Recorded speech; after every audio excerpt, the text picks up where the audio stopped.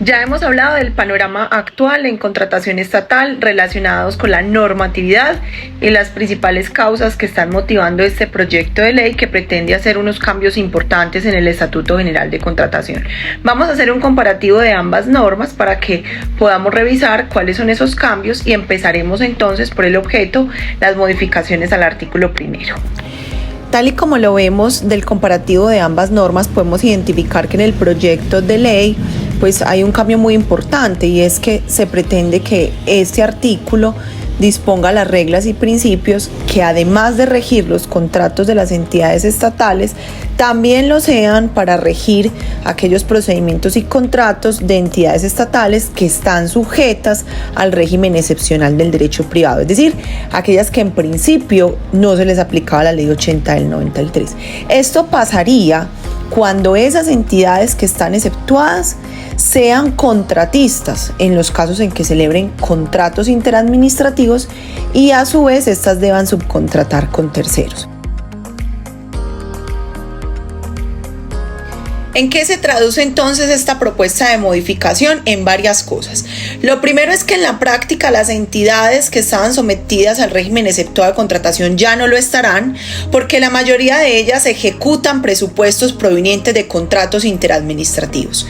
De manera que cuando ejecuten esta clase de presupuestos y la entidad contratante sí sea una entidad sometida a ley 80, inmediatamente se van a ver cobijados por esta normatividad y en esos casos deberán aplicar pliegos tipo dentro de sus pliegos de condiciones independientemente del régimen jurídico aplicable.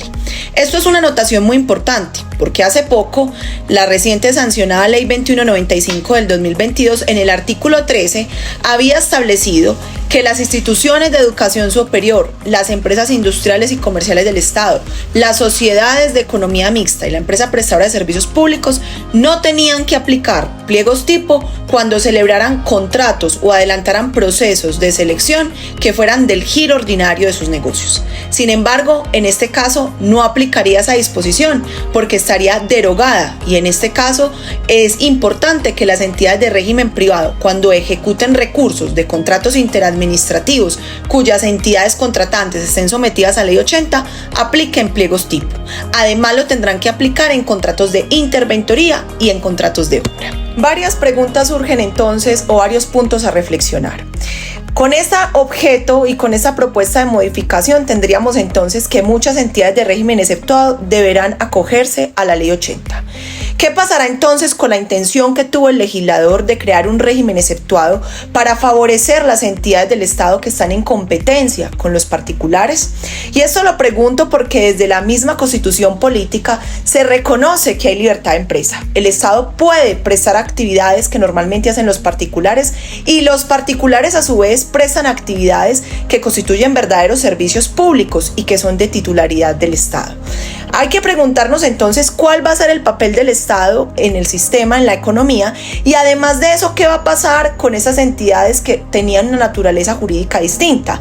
Y lo pregunto porque recuerden que el Consejo de Estado ha sido claro en indicar que las entidades que están sometidas a régimen exceptuado de contratación no actúan en ejercicio de función administrativa para emitir actos administrativos y que los actos que se emiten en etapa precontractual y durante la ejecución del contrato no son verdaderos actos administrativos, no gozan de presunción de legalidad, no gozan de ejecutoriedad y no pueden impugnarse por los mecanismos ordinarios.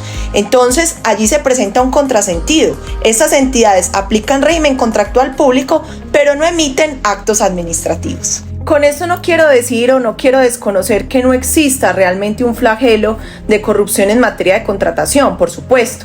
Sin embargo, la noción de servicio público, que es una noción clásica, que nos había permitido hacer una diferencia entre las actividades que ejercía el Estado y los particulares, o para encontrar el concepto del derecho administrativo, pues claramente está en desuso. Cuando el artículo 333, 365 de la Constitución de Política nos habla de la libertad de empresa y de la posibilidad de que tanto los particulares como el Estado puedan prestar funciones o actividades en diferentes ámbitos sin ningún tipo de problema. Con esto lo que quiero decir es qué pasa con la naturaleza jurídica de estas entidades. Debemos también reconocer que hemos avanzado en materia de pliegos de tipo, por ejemplo, en materia de publicación en el SECOP y en otros instrumentos jurídicos que tradicionalmente establecen la Ley 80, pero respetando la naturaleza jurídica de estas entidades. Debe entonces el Consejo de Estado, en caso de que este proyecto efectivamente se sancione, salir a aclarar qué va a pasar con los actos que emiten este tipo de entidades que seguramente, o como se había dicho, no ejercían función administrativa y no eran actos administrativos. De qué manera podrán los oferentes, los proponentes o los contratistas impugnarlos y qué tipo de actos serán, o si por la aplicación del régimen, en este caso sí serían verdaderos actos administrativos.